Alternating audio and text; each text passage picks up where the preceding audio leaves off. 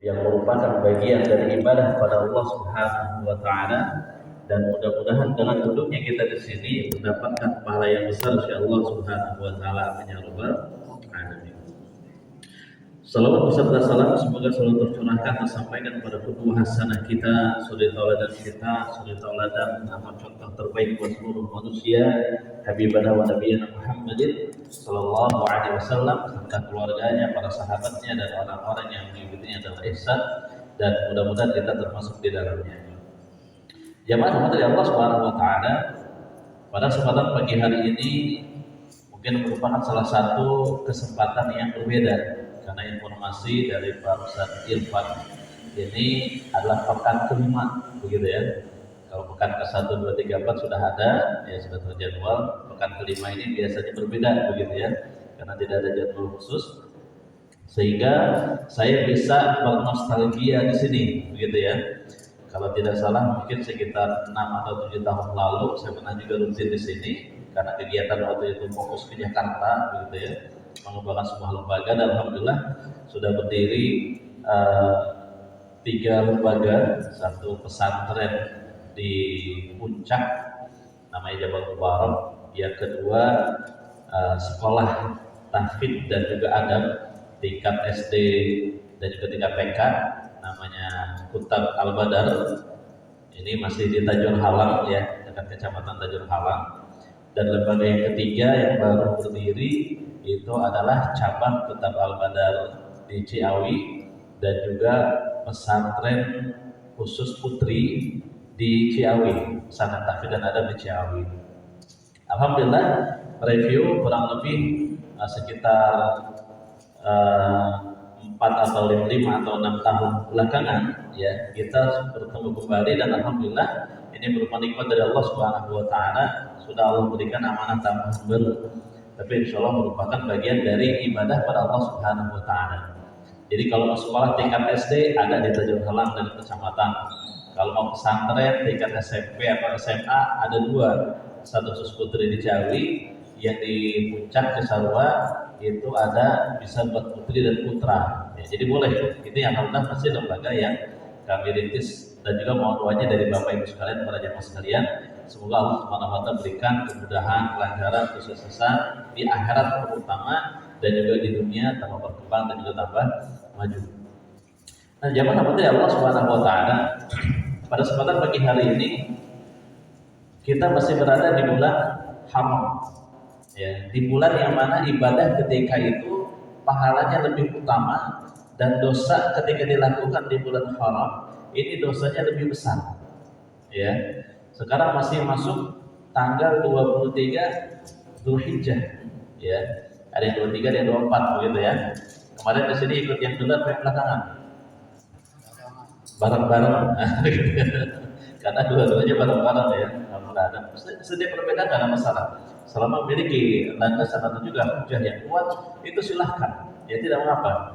Dan itu bagian dari bagaimana kita mengkritisi diri kita ketika ibadah itu punya dasar atau tidak. Ya. Jadi jangan ribut masalah berbedanya, tapi ributkan bagaimana kita ini sudah punya dasar atau tidak ketika beribadah pada Allah Subhanahu wa taala, kira-kira diterima atau tidak oleh Allah Subhanahu wa taala. Itu yang penting. Urusan orang lain ya urusan orang lain, biarkan, gak ada masalah. Ya, urusan kita adalah urusan kita. Setiap orang ini adalah pemimpin, kullukum ra'in. Setiap kita adalah pemimpin, wa kullukum mas'ulun an ra'iyatihi. Dan setiap kita pasti akan diminta terhadap apa yang kita pimpin. Pimpinan kita yang kita pimpin itu masing-masing berbeda. Ya, ada yang punya istri, anaknya 1, anaknya 2, anaknya 3, sampai ada yang anaknya 10. Itu beda-beda bebannya. Ya, itu beda-beda. Ada yang dia punya pimpinan keluarga, dan dia juga sebagai pimpinan lembaga, baik tempat yang bekerja, kantor, kemudian yayasan, atau juga lembaga pendidikan dan lain sebagainya. Itu yang dia pimpin. Masing-masing akan diminta pertanggungjawabannya. Yang terpenting adalah ketika Allah bertanya tentang kepemimpinan kita, kita bisa jawab atau tidak. Ya, yang ibu-ibu juga begitu. Ibu-ibu pimpin di rumah. Nah, di rumah ini dijadikan tempat ibadah atau tidak, itu ibu nanti yang akan ditanya. Suaminya duluan, begitu ya. Itu ditanya oleh Allah Subhanahu wa taala. Dan jadi jemaah dari Allah Subhanahu wa taala, Jadi hari ini adalah masih masuk bulan haram. Sebagian saudara kita ya sepupu juga ada yang pulang baru kemarin ya pulang haji ya, alhamdulillah kita doakan bagi yang pergi haji mendapatkan haji yang mabrur. Allah Subhanahu wa taala terima amal ibadahnya terutama haji dan umrohnya. Dan insyaallah yang belum berangkat di sana kita insyaallah bisa menyusul segera untuk haji dan umroh. Amin ya rabbal alamin. Bapak dan Ibu rahmati Allah Subhanahu wa taala, ketika berada di bulan haram, maka maksimalkan kita untuk beribadah di dalamnya. Ya, ini namanya momentum. Ketika berada di masjid, maksimalkan di masjid dijadikan sebagai tempat ibadah. Ya Allah. Dijadikan sebagai tempat ibadah. Jangan ketika berada di masjid dijadikan sebagai tempat ghibah. Jadi jangan sampai seperti itu. Ya, ketika berada di masjid digunakan menjadi tempat untuk sum'ah, riya dan lain sebagainya. Jadi jangan sampai seperti itu. Sehingga ini yang namanya momentum. Dan kita punya momentum masing-masing. Ada yang momentumnya tempat seperti masjid ya, atau masjid-masjid di keutamaan, Masjidil Haram, Masjid Nabawi, Masjid Al-Aqsa gitu ya. Ada yang waktu seperti kita sekarang memiliki momentum dalam bentuk waktu, yaitu masih berada di bulan Zulhijjah ya. Ada yang momentumnya itu usia masing-masing. Ya, ada yang momentumnya usia. Di sini ada yang usianya masyaallah ada yang baru, ada yang 20 tahunan gitu ya. Ada yang 20 tahunan baru sadar Islam begitu ya. Ada yang 20 tahunan alhamdulillah ternyata dia istiqomah. Nah, ini masing-masing kita momentumnya beda. Yang jelas di setiap momentum kita gunakan untuk beribadah pada Allah Subhanahu wa taala, ya. Dan momentum yang ada pada hari ini ya, pada hari ini adalah momentum liburan. Ya. Sudah pada libur dulu ya. Anak-anak pada pesantren, yang pesantren lagi pada di rumah sekarang ya. Kemudian yang mau mondok juga masih ada di rumah belum berangkat. Yang sekolah udah nggak ada kegiatan belajar mengajar KBM, ya kegiatan belajar mengajar sekolah sedang tidak ada, kurang lebih 2 pekan. Kemarin itu hari Jumat, hari Sabtu. Kemarin ada teman dari Kalimantan datang berkunjung ke sini. Itu dia mau ada janji ketemu di daerah Ciputat jam 9, ternyata jam setengah 2 belum nyampe. Kenapa macet semua? Apalagi Bogor, ya, apalagi Bogor. Ini masuk dalam momentum liburan. Nah, zaman dari Allah Subhanahu wa taala, saya lihat di Google Map itu merah, rata-rata merah, tracknya merah, semua sibuk. Ternyata ini sekarang momennya liburan, ya. Tapi alhamdulillah tadi saya lihat, saya dari Ciawi tadi, ya dari Ciawi jam setengah 6 berangkat sampai sini sebentar ya, kurang lebih setengah jam karena lewat tol, itu masih lancar ya, karena puncak atau sekarang, ya. Ya jelas sekarang momentumnya liburan. Nah, insyaallah kita akan berbicara tema ini, ya, tema terkait dengan liburan. Bagaimana orang Islam itu berlibur, begitu ya? Bagaimana orang Islam itu berlibur? Ada liburannya orang Islam ada. Contoh yang paling gampang, ya kita ambil contohnya ada dari Nabi kita yang mulia Sallallahu Alaihi Wasallam. Yang nanti kalau liburannya ini sudah sesuai dengan Nabi kita yang mulia Muhammad bin Abdullah, ya Nabi Muhammad Sallallahu Alaihi Wasallam, itu menandakan kesuksesan umat, ya, menandakan kesuksesan umat. Kalau liburannya sudah seperti Nabi, insya Allah umat itu sudah pasti berjaya. Kalau liburannya belum sesuai Nabi, maka insya Allah umatnya pasti dalam keadaan terpuruk. Nah, ini liburan. Nah, ini namanya Allah wa iyyakum jamaah dari Allah Subhanahu wa taala. Ada sebuah hadis Nabi dan juga ada ayat dari Al-Qur'an Karim, itu firman Allah Subhanahu wa taala. Misalnya ketika Nabi kita yang mulia sallallahu alaihi wasallam beliau bersabda, "Idza tabaya'tum bil inna wa akhadtum adnab al-baqarah wa raditum bil dar'i wa taraktum al-jihad sallallahu alaihi wasallam la yarji'u hatta tarji'u ila dinikum." Ya. Di sini kata Nabi sallallahu alaihi wasallam, "Idza tabaya'tum bil inna," jika orang berjual beli dengan salah satu sistem riba dalam jual belinya, wa akhadtum adnab al-baqarah, dan dia sibuk ngurusin peternakan, ya, waraditum bil dar'i, hatinya selalu terpaut dengan urusan dunia. Ya, waraditum bil dar'i wa taraktum jihad, dan dia meninggalkan bersungguh-sungguh di dalam melaksanakan peribadatan kepada Allah Subhanahu wa taala, sallallahu alaihi wasallam, maka orang yang seperti ini, umat yang seperti ini, Allah akan timpakan kehinaan, keterpurukan, kesusahan di mana-mana. Bukan orang lain, Allah yang memberikan. Ya. Allah yang berikan, la yanzihu, keterpurukan, kehinaan, gak maju, terbelakang, ya, kemudian ditindas, kemudian dieksploitasi dan sebagainya. Ini posisi ini, keadaan ini tidak akan diangkat oleh Allah Subhanahu wa taala. Sampai kapan? Hatta tarji'u ila dinikum. Sampai kaum tersebut, masyarakat tersebut kembali kepada agama Allah Subhanahu wa taala. Jadi urusan ibadah bukan urusan masjid saja. Urusan bisnis, urusan beternak, urusan berkeluarga, urusan dia jual beli, ya, semua itu terkait dengan agama. Kalau dipisah-pisah, ya, apalagi menganggap agama sama, ini bahaya. Nah, sekarang kan ada satu tokoh yang luar biasa, multilingual bahasanya, ya, semua bahasa bisa, nggak tahu betul apa enggak. Nanti sedangkan Bapak Ibu teliti sendiri, ada orang sekarang yang mengaku bisa beberapa bahasa, ya, termasuk sama burung ngobrol. Nggak tahu nih ngobrolnya benar apa enggak. Ya setahu saya dulu waktu kecil saya lihat ada tetangga hobi banget ngobrol sama burung. Ya ini temani ngobrol, gitu ya, ngobrol gitu ya. Cuma nggak tahu katanya apa enggak. Tapi orang sekarang ada yang mengatakan dia ngerti bahasa burung. Ya, bahasa burung, bahasa semut, ya, mungkin CS-nya Nabi Sulaiman begitu ya dan sebagainya. Yang dia mengatakan semua agama ini sama, semua agama ini baik, semua agama ini memiliki surganya masing-masing, memiliki Tuhan yang masing-masing, dan itu sama. Ini kan mengerikan. Itu ajaran pluralis, ya, pemahamannya disebut dengan pluralisme.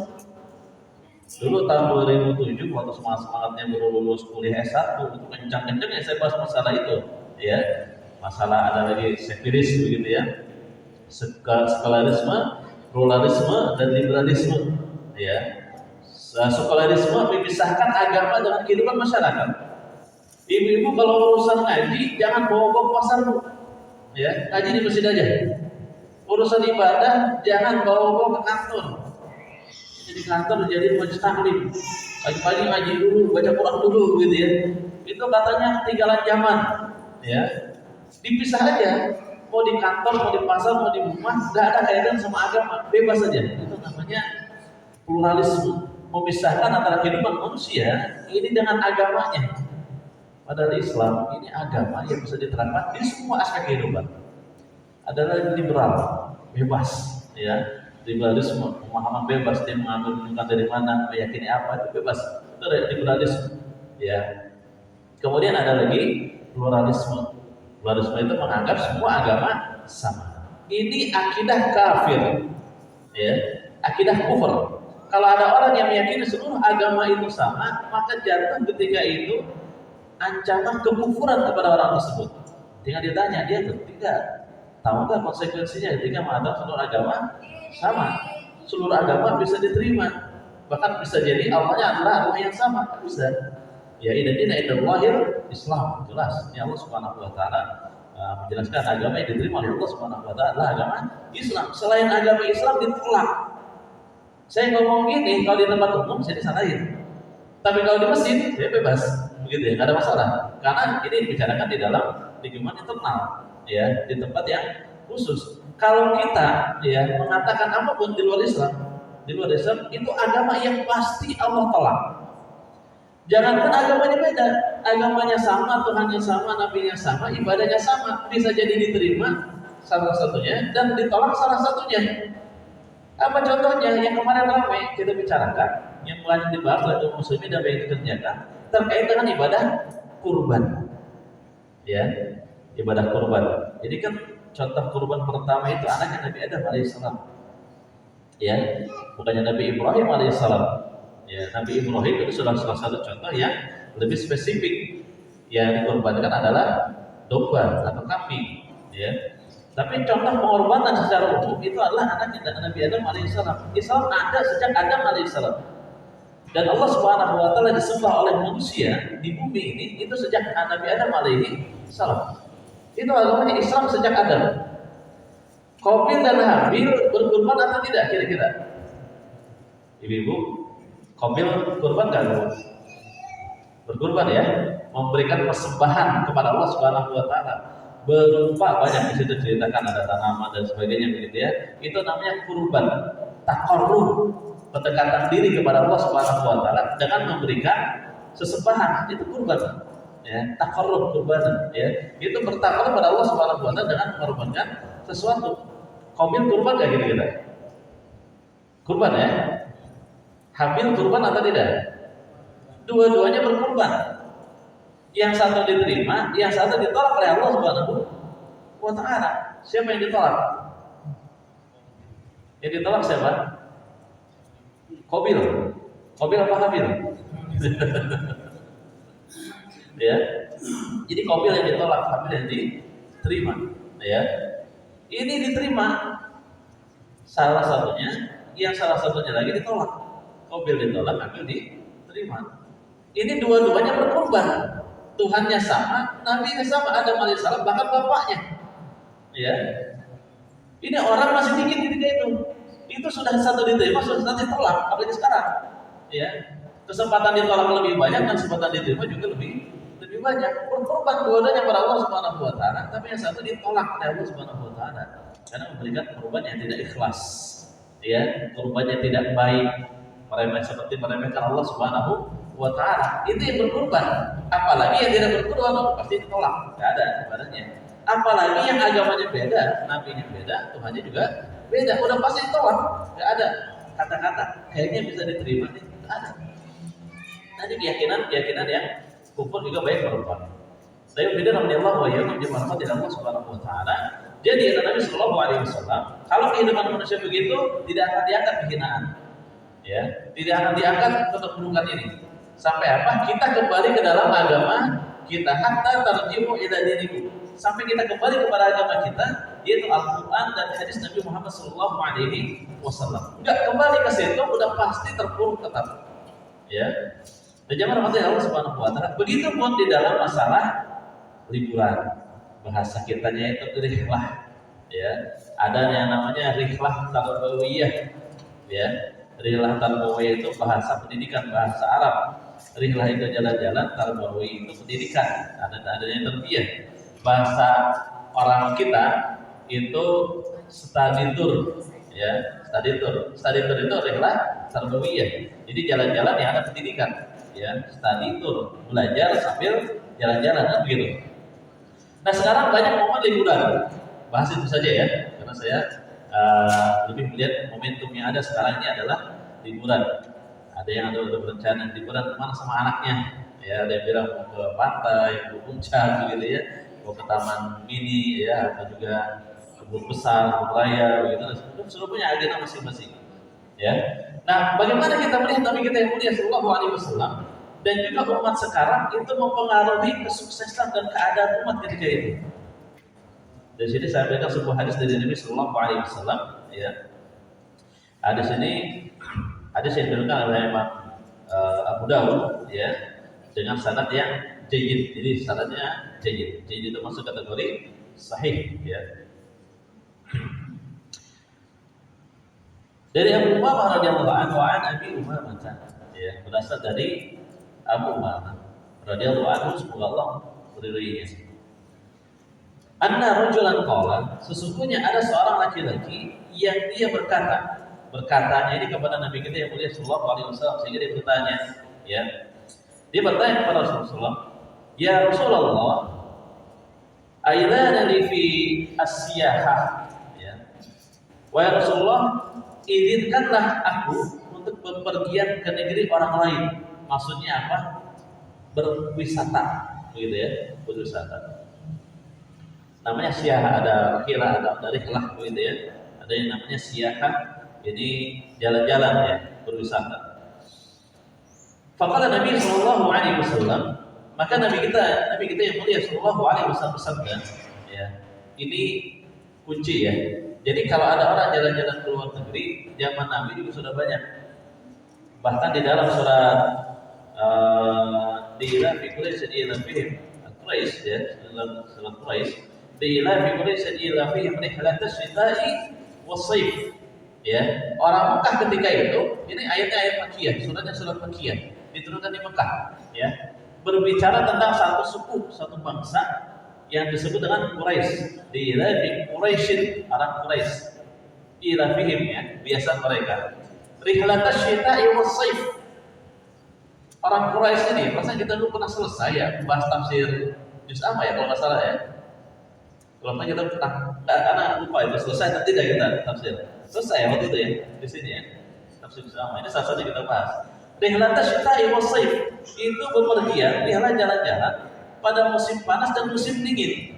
Jadi study tour ya atau jalan-jalan berwisata musim panas dan musim dingin udah ada sejak zaman Nabi Muhammad SAW. Udah ada. Jadi jangan aneh, ini bukan perkara baru. Zaman dulu orang begitu. Orang sekarang jalan-jalan itu sebentar, ya. Orang sekarang jalan-jalan sebentar, paling sehari, 2 hari, seminggu, ya. Orang dulu bisa 2 bulan jalan-jalan, ya. Kenapa? Udah berjalan, jalan kaki, gitu ya. Dulu kan paling hebat naik unta, ya kalau jarak jauh. Kalau jarak dekat naik kuda. Naik kuda nggak bisa, dia bisa lebih cepat, tapi tidak bisa lebih panjang, lebih lama. Zaman dulu sudah rihlat syita'i was-shaif. Jadi kalau orang baru zaman dulu itu jalan-jalannya pada musim panas dan juga musim dingin. Ini perkara lama, udah biasa orang kayak gitu. Ya, sejak zaman Nabi juga sudah ada orang Quraisy bahkan dikenal dengan kebiasaan itunya, sehingga dia menjadi orang sukses. Nah sekarang kita lihat bagaimana orang Quraisy itu bisa sukses. Dia menguasai perdagangan Mekah dan Madinah, ya, dengan cara jalan-jalan. Nah, kalau kita baca sejarahnya, literasi dan lain sebagainya, jalan-jalannya orang Quraisy itu jalan-jalannya dia bisnis ternyata. Dari Mekah ke Madinah dia bawa barang, di sana dia jual dapat duit. Ketika dia dapat duit di sana, beliin barang di Madinah, jual lagi di Mekah. Jadi dia jalan-jalan pulangnya dapat duit sampai kaya orang Quraisy kayak gitu. Ya. Itu jalan-jalannya orang dulu, orang Quraisy. Jalan-jalan sambil nyari duit, jadi orang sukses.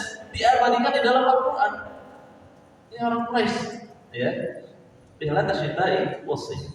Dan di sini ketika ada yang bertanya, saya ingin wisata saja tanpa ada kegiatan yang lain, tanpa ada kegiatan bisnis, maka Rasulullah SAW memberikan informasi kepada kita yang ini masih belum bisa kita lakukan. Apa itu?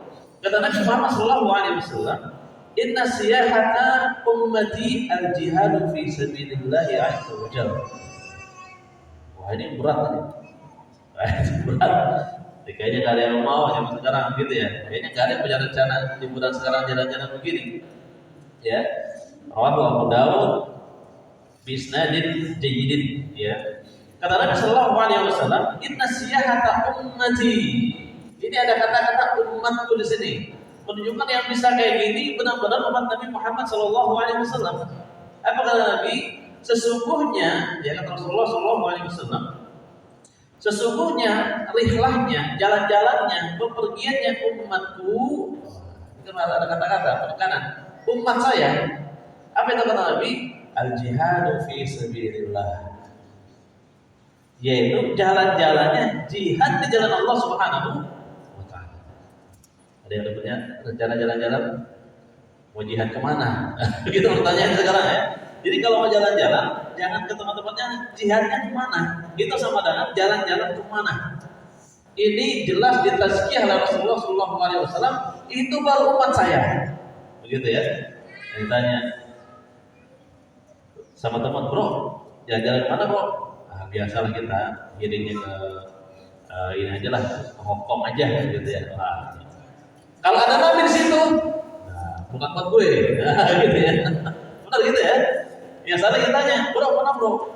Karena mau dakwah di Afrika, begitu ya.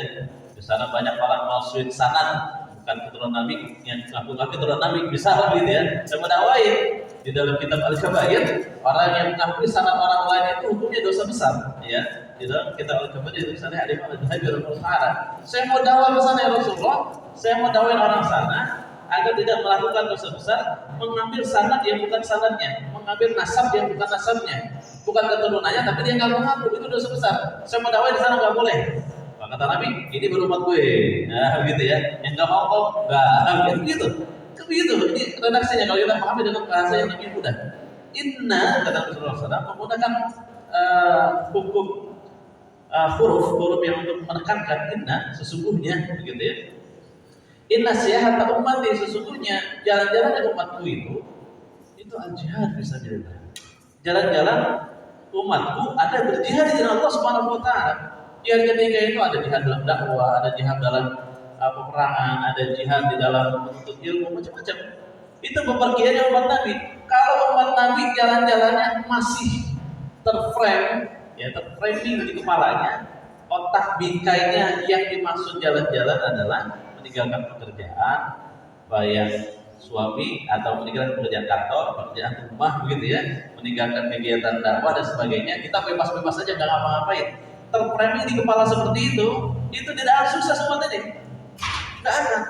Kenapa? Jalan-jalannya Nabi, umat Nabi Muhammad SAW itu adalah jihad dengan Allah Subhanahu wa Ta'ala. Jadi kalau mau umat ini sukses, ikuti bagaimana jalan-jalannya Nabi kita yang mulia Sallallahu Alaihi Wasallam. Ya, menuntut ilmu bagian dari jihad. Man kharaja fi talabil ilmi fa huwa fi sabilillah hatta yarji. Kata Nabi Muhammad Sallallahu Alaihi Wasallam, ya, barang siapa yang dia keluar, jadi dalam menuntut ilmu, fa huwa fi sabilillah, maka dia berada di dalam jihad fi sabilillah hatta yarji, sampai dia pulang ke rumahnya kembali. Berarti menuntut ilmu bagian dari jihad dengan Allah Subhanahu wa Ta'ala. Ad-dakwah, ya, menjelaskan, memberikan bayan, memberikan penjelasan, memberikan pemahaman kepada manusia di tempat-tempat yang lain. Dan sekarang hari ini tadi saya sholat subuh di Ciawi, ya, di Karakal, daerah Tampus. Itu imamnya orang Yaman, Syekh Muti Al-Yamani. Itu imamnya orang Yaman. Antum bayangin, dia dari Yaman datang ke Indonesia sampai sini nggak nikmatin healing udara saja. Dia ke sini jihad Allah Subhanahu wa Ta'ala, apa yang dia ngajarin baca Al-Qur'an yang benar. Ada namanya hari ini, sudah dari hari Jumat kemarin, anak saya ada 2, saya ikutkan. Ada yang baru pulang pesantren 3 hari di rumah, saya bilang ikut sama saya. Mondok lagi, dari 4 hari gitu ya. Ada yang kemarin baru kenaikan kelas di Kota Badar, pulang dari sekolah, gak pulang ke rumah lagi, gak ganti baju, langsung ikut sama saya. Kenapa? Telat ya, telat sehari. Orang Yaman aja datang ke sini buat ibadah, ya. Orang kita sampai sini ibadah enggak, jalan-jalan enggak, begitu ya. Ini kan jauh kualitasnya. Nah, Syekh Putih Al-Yamani, beliau itu lagi jihad, lagi jalan-jalan ke puncak. Tapi fisabilillah, di jalan Allah Subhanahu wa Ta'ala, insyaallah beliau masuk ke dalam kategori inna siyahata ummati. Sesungguhnya jalan umatku itu adalah jihad fisabilillah. Kalau ada Rasulullah SAW masih hidup, itu berupa saya. Ya. Anak-anak dari Rasulullah sallallahu alaihi wasallam. Nabi Muhammad radhiyallahu anhu yang menghormati Allah Subhanahu wa Ta'ala. Jadi bersyukur ya bisa salat subuh diimami oleh beliau. Beda bacanya, beda tartil, usul Bukhari, hurufnya dan sebagainya. Kurang lebih tadi kita berjamaah lebih dari 46 orang ya. Karena pesertanya dan panitia itu ada 45 orang ya. Dan jamaah dari Allah Subhanahu wa Ta'ala ini jalan-jalan ya, jalan-jalan sesuai dengan sunnah Nabi kita yang mulia sallallahu alaihi wasallam. Dan kemudian terkait masalah ini, sampai di sini kalau ada yang mau ditanyakan boleh kita sampai jam 8 gitu ya. Sampai jam 8 ya. Baik. Ada satu hadis lagi ya. Di sini kita melihat, silakan cek diri kita masing-masing. Ini kan hadis, ini jangan dianggap ini kata saya, jangan ya. Ini hadis Nabi sallallahu alaihi wasallam. Bersabda Nabi, keluar dari mulut Nabi Muhammad sallallahu alaihi wasallam, manusia yang paling kita cintai, ya, yang paling kita sayangi di antara seluruh manusia yang lain. Bahkan sampai ibu kita, anak kita, istri kita, kakak, adik, semua itu jauh kecintaan kita kepada Rasulullah SAW dibanding mereka.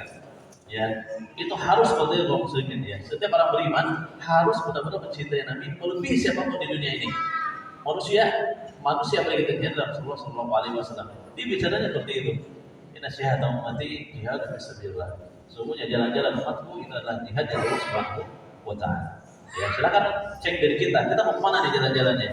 Mau ikut menjadi umat Nabi Muhammad sallallahu alaihi wasallam sehingga kesuksesan ada di depan mata atau tidak, itu pilihan di antara kita, ya.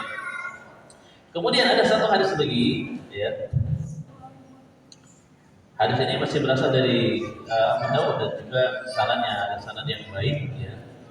Wa an Abdullah ibni Amr ibn al-As. Ini berasal dari sahabat namanya Abdullah bin Amr bin As. Orang Indonesia bilangnya Amr bin As, gitu ya. Kalau masjidnya ada di perumahan Brigit, ya. Dulu saya sama teman itu kurang lebih sekitar 5 tahun di sana. Itu cerita, gitu ya. Cerita itu jamaah kita yang kita dakwahi. tahun 2004 kurang lebih ya. 20 tahun yang lalu berarti ya. Saya udah tua berarti ya. 20 tahun lalu ya. 20 tahun lalu. Itu dakwah sana sampai alhamdulillah jamaahnya ini Masya Allah ya, dia sangat bersyukur ya, dia bisa hijrah, bisa mengenal agama dengan baik. Yang dulu hanya mengejar dunia, bayangin dari Berigip itu jalan tengah ya, kalau dia tahu kali putih jalan tengah belakangnya Kopat, dari situ pulang balik Jakarta cuma mengejar jabatan, cuma mengejar dunia. Ketika kenal Islam, kenal sunnah, dia pelajari dan dia baru menemukan hakikat hidup ya. Dia cerita di situ, Ustaz, ente anak mau teluh Ustaz, ente itu ente anak mau teluh, anak matiin ente dulu. Kenapa? Bikin rusuh di sini, begitu ya. Ya ini kau boleh, ini kau boleh, ini kau boleh. Ini dibilang Nabi nggak ngerti aja, dibilang ada sunnahnya. Saya bilang gitu, itu pengakuan jujur, ya, pengakuan jujur. Tapi dia melakukan itu, bisa jadi sekarang orang-orang yang berdakwah di tengah-tengah masyarakat dia mendapat ancaman itu udah hal yang biasa, ya. Yang hijrah aja, yang dia sadar aja, itu ngomong kita anak kita mau mati, kita mau teluh, seperti begitu ya. Saking bencinya terhadap dakwah Nabi Muhammad SAW. Ya. Dan jawab Allah Subhanahu Wa Taala, kasihnya ada Amr bin As ya, sudah bersihnya alhamdulillah, cukup sudah besar, sampai kita menggagalkan di situ pembangunan gereja ya, karena mau dibuat gereja di situ. Ini kalau masjid yang gede-gedein, nanti sebelahnya dibuat gereja. Udah mau caranya gimana dari dana biar masjid itu bisa berdiri, plus fasilitasnya, kalau sudah ada sekolah di situ. Alhamdulillah sampai sekarang tidak berdiri gereja. Ya, alhamdulillah. Bagian dari perjuangan kaum muslimin yang ada di sini. Wa Abdullah bin Amr bin Al-As, berasal dari Abdullah bin Amr bin As ya. Radhiyallahu anhu, semoga Allah meridhai keduanya, yaitu Abdullah dan juga bapaknya yaitu Amr bin As. Ada Nabi sallallahu alaihi wasallam qala, bahwasanya Nabi sallallahu alaihi wasallam bersabda, qaflatun kaguzwatun. Qaflah ini salah satu istilah orang yang balik ya, jadi sudah selesai. Jadi orang ini proses pulang, proses balik lagi. Kalau tadi kan berangkat gitu ya, berangkat jihad, kemudian dakwah dan sebagainya. Ketika sudah selesai pulangnya, ada yang menganggap dia sudah tidak memiliki keutamaan. Ya, bapak-bapak, ibu-ibu mungkin merasakan yang pergi haji. Ketika niat umroh, mau berangkat umroh, mau berangkat haji, sama berangkat ngaji, itu berangkat ngaji, umroh, haji dan sebagainya, mau berangkat ibadah, sama pulang itu pasti rasanya beda. Ya, mau saya datang ke Magajian, insya Allah setiap langkah ya diangkat satu derajat, dihapuskan satu dosa, begitu ya, mendapatkan satu pahala. Begitupun ketika haji, ketika umroh, ketika ibadah yang lain, semangat yang luar biasa ketika berangkat. Pas pulang, biasa udah mulai lemes-lemes, ya. Aduh, kayaknya lemes-lemes ini, kayaknya pahala juga dapat nggak ya, gitu ya. Itu pulangnya, itu disebutkan dengan qaflah bahasanya. Maka kata Nabi sallallahu alaihi wasallam, qaflatun kaguswah. Ya. Kata Nabi kita yang mulia sallallahu alaihi wasallam, orang yang pulang ya, pulang dari peperangan, pulang dari jihad dengan Allah Subhanahu wa taala, pulang dari proses dakwah, pulang dari pergi haji, pulang dari umrah, pulang dari pengajian, dan pulang dari semua kegiatan yang di situ bagian daripada pada Allah Subhanahu wa taala. Kata Nabi sallallahu alaihi wasallam, kaguswatun, ada seperti orang yang juga berperang. Kalau kita pergi ngaji, pulangnya itu pahalanya sama, kita mendapatkan pahala orang yang pergi ngaji atau mengikuti. Ya. Orang yang dakwah perginya dapat pahala besar, pulangnya juga sama. Jadi ini bahkan pergi dan pulangnya dihitung sebagai sebuah ibadah. Maka ketika pulang tetap ada. Kalau di dalam ilmu tauhid di sini alhamdulillah banyak kakak kelas saya Ustaz Asep Zaid, Ustaz Asep jadi sekali kakak kelas saya ketika di Mahat di Bogor ya. Belum lama juga saya minta ngisi di Kota Balbadar Bajul Halam begitu ya. Nah ini beliau mungkin sudah mengajarkan terkait dengan masalah ketauhidan ya, ketauhidan. Jadi ketika seorang selesai dalam ibadah, prosesi pergi ke masjid untuk ilmu, setelah itu pulang ya. Ini prosesi ibadah pada Allah Subhanahu wa taala, bagian dari ibadah pada Allah Subhanahu wa taala. Ketika kita sudah selesai ibadah, jangan banyak berbangga-bangga di situ. Ada tiga yang harus kita perhatikan di dalam setiap ibadah yang kita kerjakan. Yang pertama itu al-khauf namanya, takut. Kita takut ibadah kita tidak diterima oleh Allah Subhanahu wa taala. Ini hati-hati ya. mau pergi haji niatnya ikhlas banget, masya Allah luar biasa. Bahkan sebagian teman-teman kita nggak ada yang mau melaksanakan walimatus safar, ujung-ujung pergi haji, ya ada nggak kayak gitu? Banyak, ya. Karena apa? Takut nggak ikhlas, gitu ya. Ini ibadah yang wajib, hukum wajibnya setahun seumur hidup sekali. Haji. Haji kedua hukumnya sudah sunnah. Sunnah itu pahalanya tidak sebesar orang yang mengerjakan ibadah wajib. Jadi haji ini haji yang hukumnya wajib buat saya. Saya nggak mau ada sifat riya di situ, ada sum'ah di situ, sehingga diam aja. Ya maklum usaha hajinya haji furoda, tahu-tahu udah pulang begitu ya. Pasca Covid dia berangkat sama istri, anak dan sebagainya, itu pergi haji furoda, satu paketnya itu 330 juta kali 4 gitu ya. Usaha nggak ada walimatus safar, kita juga nggak tahu ya. Padahal kita ada di dalam perusahaan yang sama-sama pemegang saham, nggak tahu dia udah pulang gitu ya. Sampai dijaga banget agar apa? Agar ibadahnya diterima, takut dia ya. Waktu berangkat gitu kan. Ada yang seperti itu? Ada, banyak, insya Allah banyak. Dulunya kita lakukan kaum muslimin dia seperti itu, ikhlas dengan Allah Subhanahu wa taala. Pas udah pulang, nah ini perasaan pulangnya, dan ketika sudah pulang itu bisa mempengaruhi ibadah kita yang dari perginya. Udah pergi haji pulang masih panggil bro aja, nggak ada hajinya. Ada yang ngambek dari gara-gara nggak dipanggil haji atau hajah. Ini hati-hati jangan mati Allah Subhanahu wa taala. Pulangnya kata Nabi seperti berangkatnya sama-sama ibadah. Ketika pulang jaga itu, takut jangan sampai tidak diterima oleh Allah Subhanahu wa taala. Apalagi hukum wajib cuma sekali-kalinya. Gak bisa orang 2 kali itu sama-sama pahalanya, gak bisa. Kita duit banyak, kesempatan banyak. Semua mendukung untuk pergi haji. Pergi haji pertama pahalanya pahala wajib. Haji kedua dan ketiga dan seterusnya itu gak ada dapat pahala wajib. Itu pahala sunnah. Itu lebih kecil pahalanya dibanding yang pertama. Ya, jangan sampai pulang ini menghabiskan seluruh apa yang telah kita kerjakan. Jadi panggil muhajah ngambek, ya langsung buka HP, nih lagi doa di Baitullah. Ya, maksudnya apa? Udah aja masih panggil baru aja bisa gitu ya. Hati-hati, kita harus takut di sini.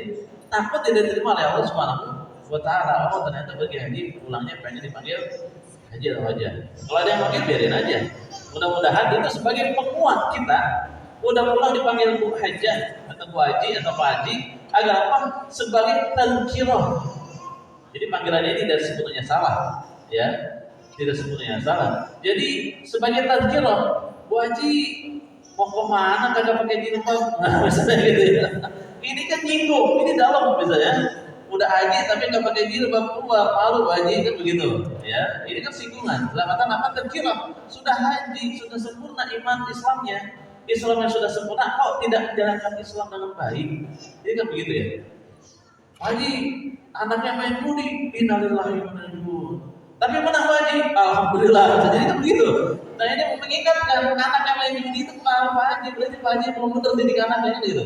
Ini panggilan haji atau hajah bisa jadi ini tazkirah, pengingat. Ya pengingat agar orang yang sudah pergi haji ini bisa tetap menjaga kehajiannya, kemakburannya. Gampang, contoh orang yang ibadahnya diterima, kata Imam Nawawi, kata Imam Qayyim al-Jauziyah itu boleh dikatakan sama kalau tidak sama persis, ya.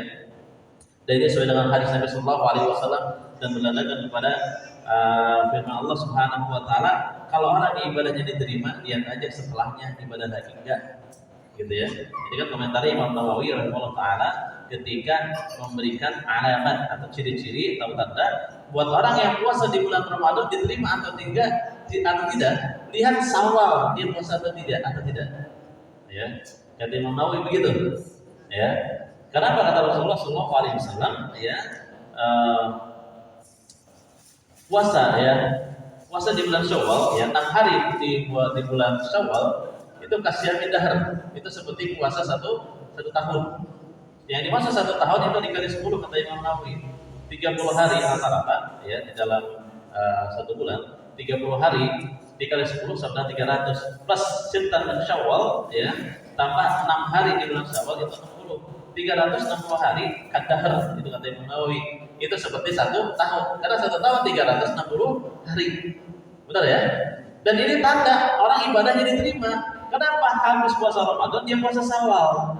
Habis amal baik dia amal baik lagi. Baru kadahar seperti 1 tahun. Kalau ada orang amal ibadah dan dia tidak amal ibadah lagi, itu tanda tidak diterima oleh Allah Subhanahu wa taala, ya.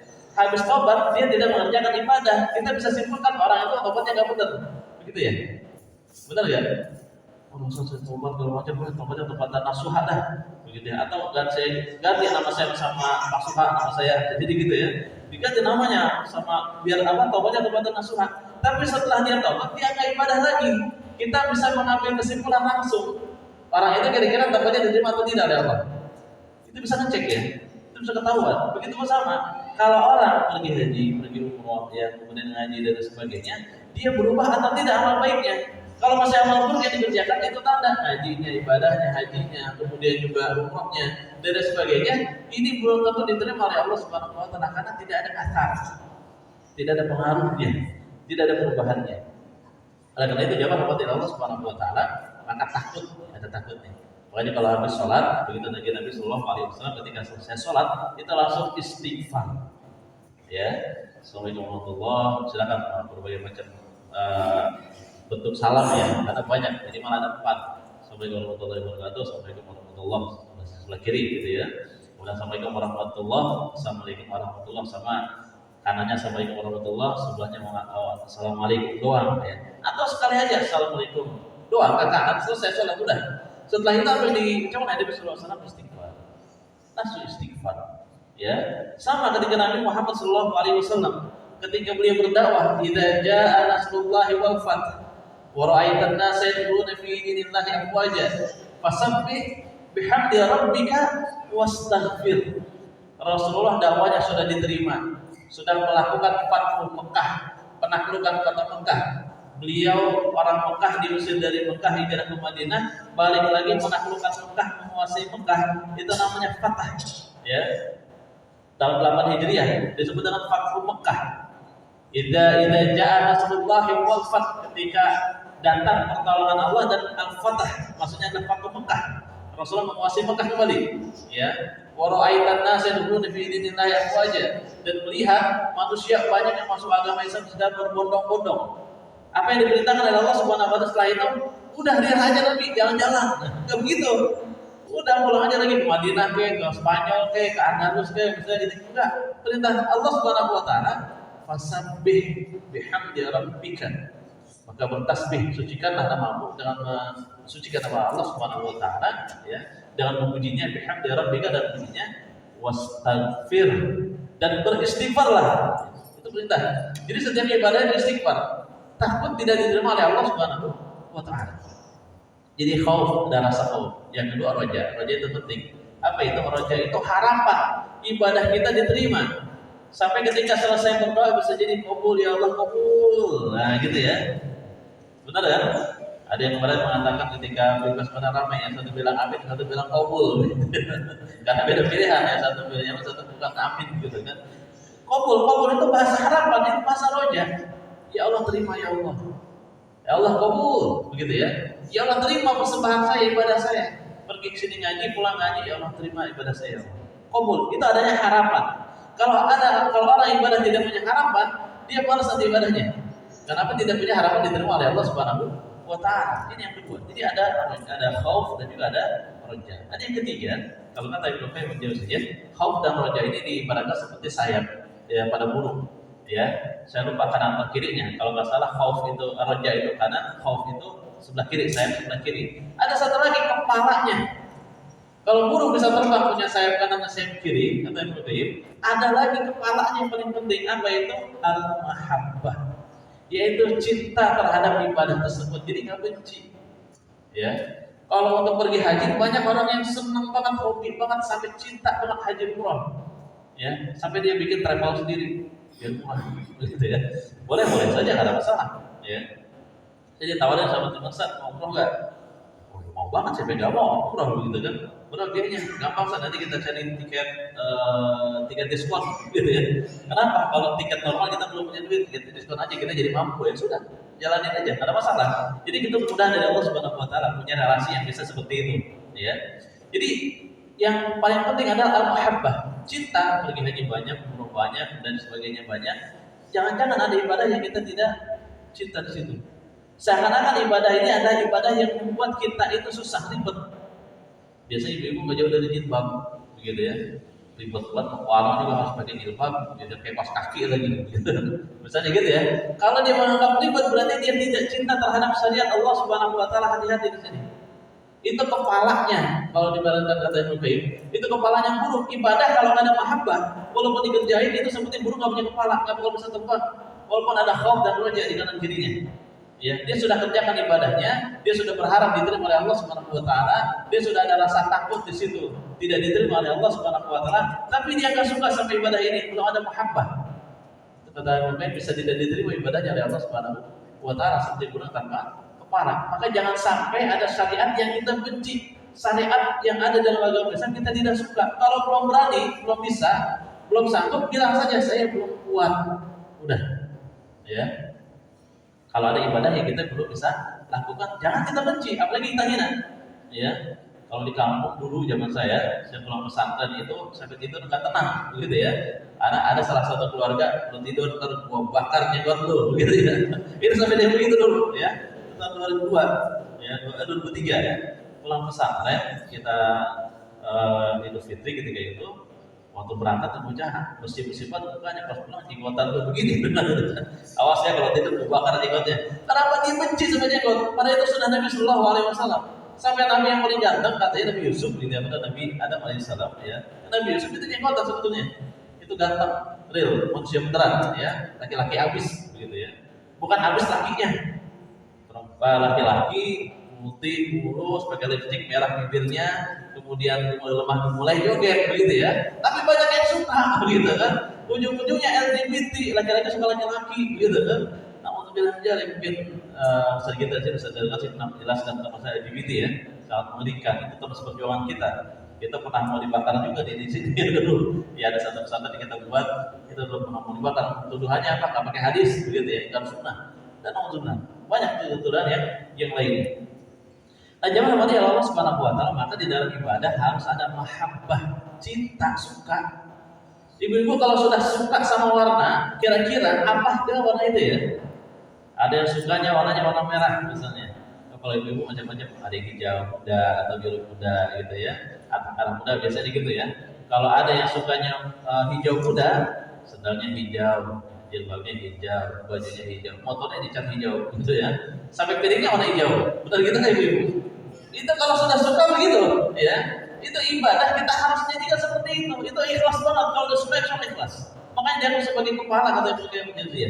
Kalau kita sudah suka sama ibadah, roja dan hobi itu otomatis, ya. Kita suka banget dengan haji dan umroh, insya Allah harapan diterima dan takut ditolak oleh Allah Subhanahu Wa Taala masih tinggi. Kenapa? Warna hijau beda dikit aja kan diterima. Temannya ngasih hadiah, kata suka warna hijau ya, hijau muda. Pas dikasih, hijaunya beda, gitu ya. Cintanya langsung berkurang, gitu. Karena tidak sesuai dengan kesukaan. Oleh karena itu, jemaah Allah Subhanahu Wa Taala penting bagi kita untuk mencari semua syariat. Kalau ada yang kita belum sanggup melaksanakan, perbanyak istighfar. Bisa jadi keimanan kita yang belum sempurna. Bisa jadi Allah belum memberikan hidayah kepada kita untuk itu. Ya, bisa jadi. Ya, itu sebagai cerita terakhir. Karena 10 menit lagi nanti kita buka untuk sesi tanya jawab ya, kalau ada yang tanyakan.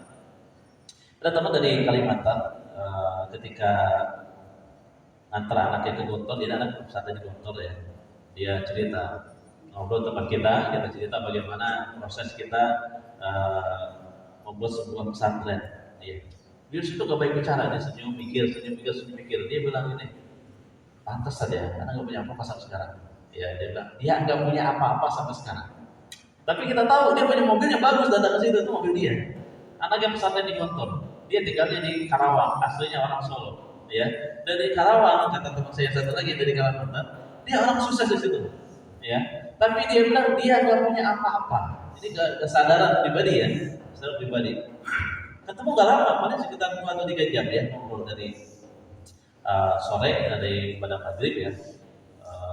Setelah 3 jam lah kita ngobrol ya. Dia bilang saya nggak pantas, saya nggak punya apa-apa, kata dia gitu. Padahal kata teman saya orang kaya dia dong, duitnya banyak, diajak ke situ bisa jadi investor kan begitu. Tapi dia bilang dia nggak punya apa-apa. Kenapa sampai saat ini sampai usia saya sekarang ya masih muda usianya mungkin sekitar 40 tahunan.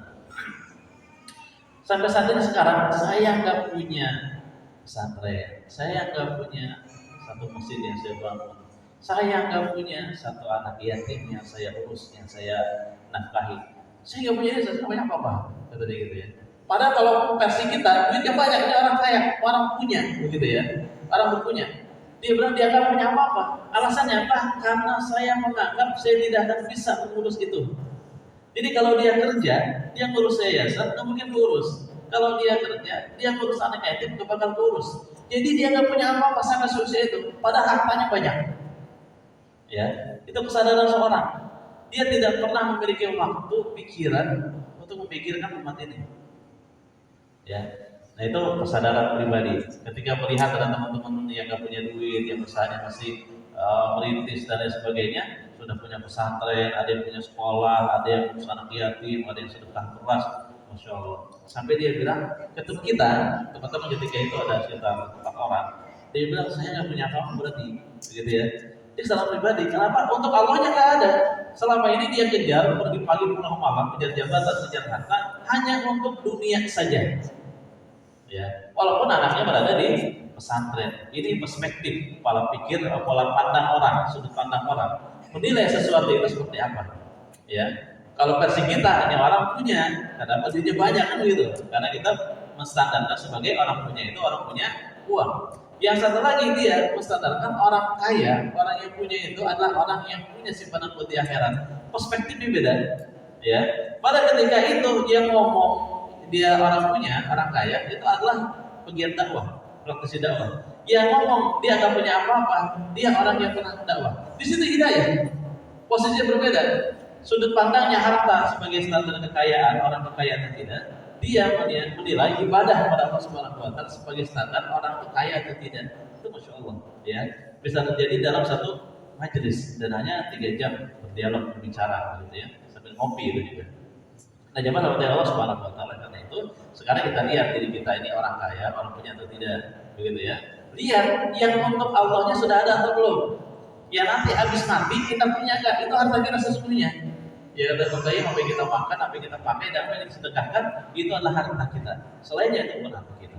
Ya sudah, jadi Allah ya berarti Allah Subhanahu wa taala. Ini mungkin sebagai penutup ya.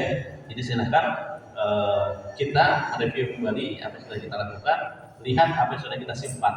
Ya, itu akan menjadi harta kita atau harta milik orang lain.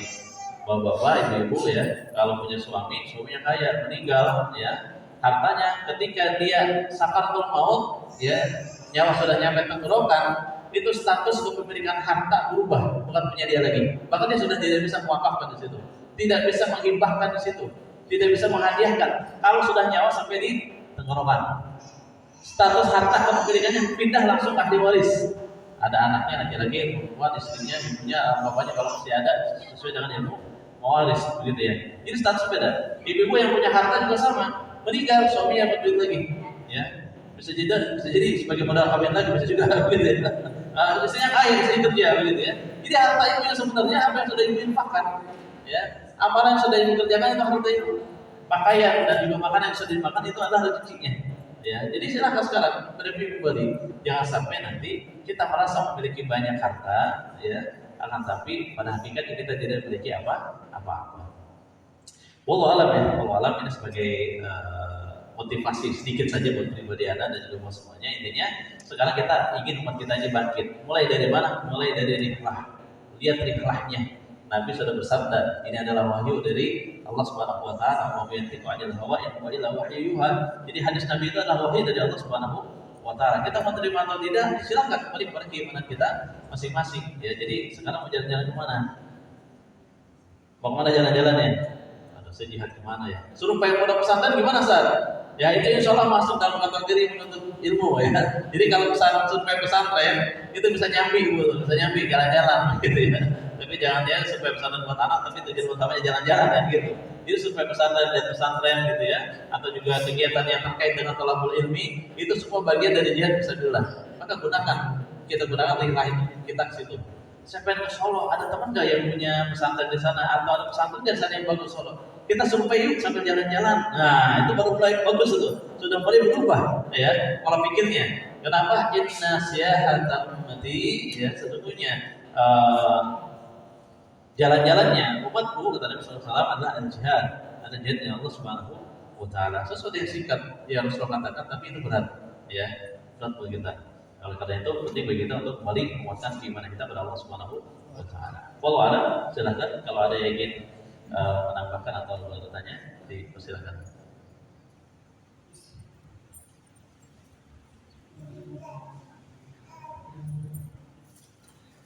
Silakan dari Bapak. Dari Ibu. Oh, silakan Ustaz.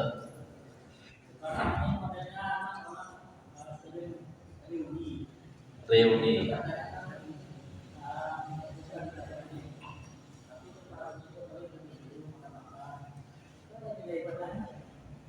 Tidak ada nilai ibadahnya. Oh, dari ibadahnya. Baik. Ini pertanyaan juga bagian dari bisa jadi reuninya, jalan-jalannya sampai reuni. Ini pertanyaan ya. Baik. Terkait dengan reuni, ya, Bapak Ibu, reuni ini kegiatan amalan di antara sama manusia, muamalah biasa, reuni. Ketika muamalah biasa itu tinggal dilihat kira-kira ada manfaat atau tidak, ya. Kalau reuninya, misal, ini contoh, ya, panitia sekarang Jazari Camp, itu manggil Syekh dari Yaman, Jazari Camp yang ada di pesantren kita di Ciawi, mereka itu reunian sekarang, itu 14 orang. Karena mereka satu angkatan di pesantren, ada yang ada kelas beberapa, sama-sama di pesantren yang sama. Dia reuni, bikin acara di puncak, begitu ya, di Ciawi, untuk melaksanakan Camp Jazari itu salah satu metode pelajaran tentang baca Quran, metode yang baik bagaimana baca Quran. Ada mata Jazari yang dihafal, ada tafahtul hafal gitu ya, ada dihafal. Bagaimana cara baca yang benar? Mereka lagi reuninya semalam saya ke situ tuh lagi bakar sate, lagi bakar sosis gitu ya, kegiatannya. Tapi itu kegiatannya apa? Sambil belajar. Itu baru reuni yang seperti ini, reuni yang luar biasa. Itu bagian dari ibadah pada Allah Subhanahu wa taala. Laki-laki semua nggak ada perempuannya, ya. Laki-laki nyawil apa? Karena sekarang kita masih digunakan, misalnya kita masih bisa digunakan untuk bisa menginap di sana. Itu semuanya laki-laki, nggak ada campur laki-laki dan perempuan. Yang seperti ini ada manfaatnya atau tidak? Pasti ada, besar sekali manfaatnya. Reuni yang model begini, ya. Ada reuni yang lain misalnya, reuni alumni SMA sekian tahun sekian, gitu ya, angkatan sekian. Ketika di reuni ternyata isinya, misal contoh gitu ya, CLBK misalnya itu, kejadian itu. Apa itu? Cinta lama bersemi kembali. Ujung-ujungnya zina bisa jadi itu. Ya. Ada lagi apa? Pamer harta, ya. Pamer harta, pamer jabatan dan sebagainya. Kalau model reuni yang seperti ini jelas. Gak ada reuni aja yang kayak gini haram, gitu ya. Apalagi dikumpulin itu begitu, haramnya berjamaah berarti kan begitu. Kalau memang gak ada manfaatnya. Ternyata di dalamnya ada pengajian sambil reunian. Nah, misalnya. Tapi di tempat wisata, tinggal dilihat bagaimana pelaksanaannya.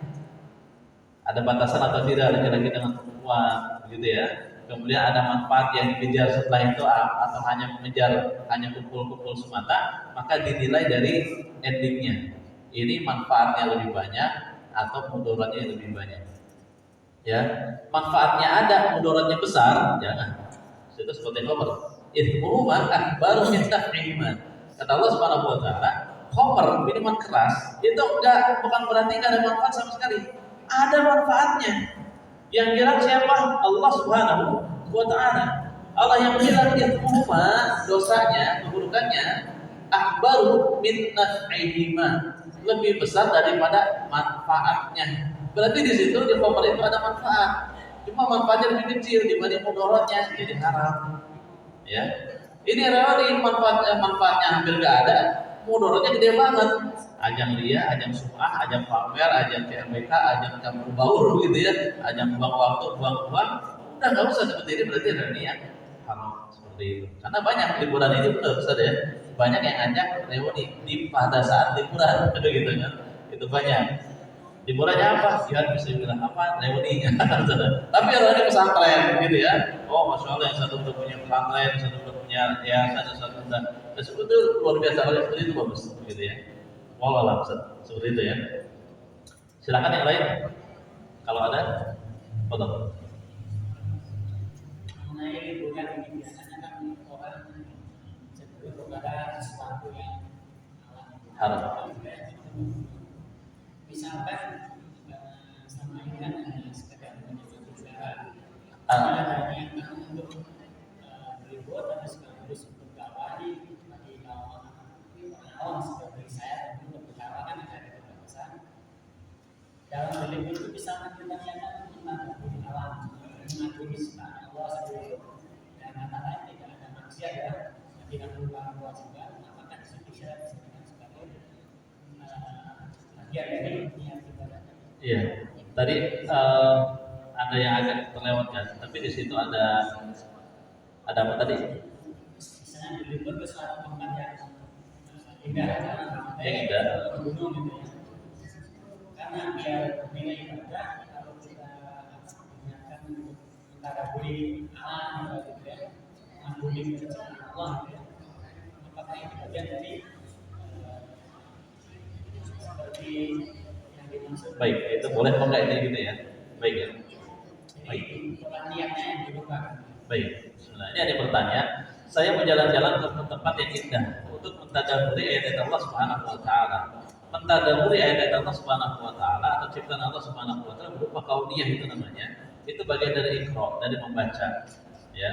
Jadi membaca ayat-ayat Allah itu ada ayat-ayat yang sifatnya kauniyah, salah satunya ciptaan alam begitu ya, ada yang termasuk seperti Al-Qur'an gitu ya.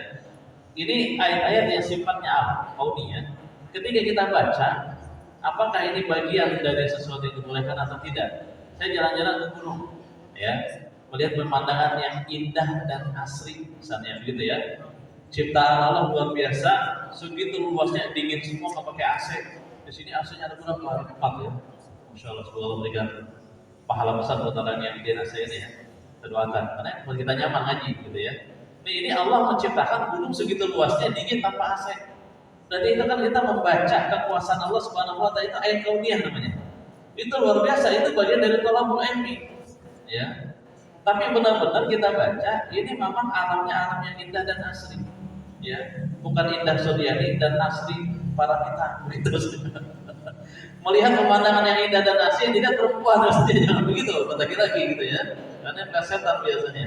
Ya kalau betul-betul kita mentadaburi dan sebagainya, itu ada masalah, itu bagian dari thalabul ilmi. Ya bahkan saya pernah diajarkan sama salah satu pembina kita, bina yayasan ketika kita masih di Jakarta. Dia bilang, saya ngelihat apa juga itu bisa jadi berkah di situ. Jadi maksud berkah adalah duit, kata dia. Saya angkat daun jatuh, di bawahnya itu ternyata terdapat keberkahan dari Allah. Ya, kenapa ketika saya angkat daun di bawahnya ada batu bara? Ini duit, begitu ya. Orang dulu, orang Kalimantan, orang dulu yang nggak tahu batu bara itu bisa dijual dan berharga, dia anggap itu sesuatu yang malah susah ditanam, begitu ya. Tapi ternyata itu adalah harta. Sampai dia melihat apapun itu adalah uang.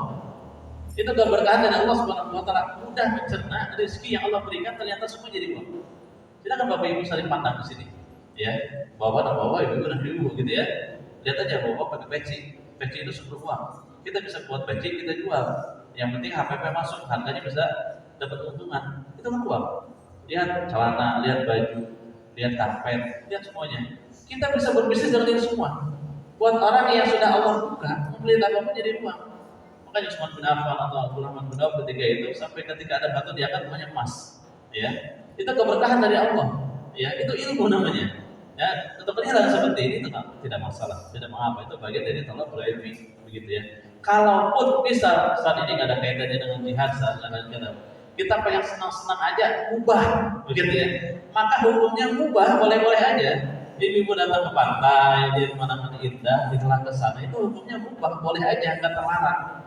Selama apa? Selama tidak terjadi maksiat di situ. Apa itu? Belain jalan-jalan, sholat ketinggalan. Belain menikmati segarnya air laut, aurat terbuka, ya. Pengen ngajarin anak berenang sunnah, tapi di tempat umum misalnya, nah itu sehingga membentuk tubuh istrinya. Ini hati-hati laki-laki yang seperti ini. Gak bakal, tapi itu bukan alaysa min ya, alaysa minna. Itu bukan dari golongan kami. Seorang laki-laki atau seorang suami yang memandikan istrinya, dalam artian menginginkan istrinya mandi di tempat umum, sama seperti itu nggak boleh. Kecuali privasi, di Kuta Badar di sini setelah kecamatan itu dengan TKSD itu berenang seminggu satu bulan itu 2 kali berenang, laki-laki berenang, perempuan berenang. Laki-laki berenang, kolam-kolam kita buka. Pas giliran perempuan kita tutup semuanya urusan perempuan. Yang berenang santri putri, ya, kemudian yang ngajarin ustazah berenang, itu benar, gitu ya, berenang, latihan berenang. Ya, kita juga begitu. Kita yang berenang nih, ibu berenang laut, cari tempat yang sepi, cari tempat yang bagus. Jangan berenang udah kayak orang besan, ya, geser dikit nyenggol, gitu ya, karena ramai di bulan semua. Teman-teman sendiri lebih baik dihindari, ya. Kalaupun ada kita cari momen-momen yang lebih lebih sepi. Itu hal-hal yang membuat aja. Tapi di situ jadi indikator jihadnya, rihlahnya bukan seperti Nabi Muhammad SAW. Itu begitu dia bisa dilihat. Wallahu a'lam ya. Terakhir keluar lagi, silakan dari ibu. Tidak ada. Baik, kalau tidak ada kita cukupkan ya. Sudah jam 8.10. Kita berdoa pada Allah Subhanahu wa taala semoga Allah Subhanahu wa taala senantiasa memberikan hidayah kepada kita semua, petunjuk yang baik, petunjuk dari Allah Subhanahu wa taala, diistiqomahkan di atas sunnah wal jamaah, dan Allah Subhanahu wa taala memberikan harta, anak, keturunan yang baik yang bisa menjadi qurratu a'yun untuk kita semua dan bisa mengumpulkan semuanya dari Allah Subhanahu wa taala. Amin ya rabbal alamin. Rabbana atina fid dunya hasanah wa fil akhirati hasanah wa qina adzabannar. Subhanakallahumma wa bihamdika asyhadu an la ilaha illa anta astaghfiruka wa atubu ilaik. Assalamualaikum warahmatullahi wabarakatuh.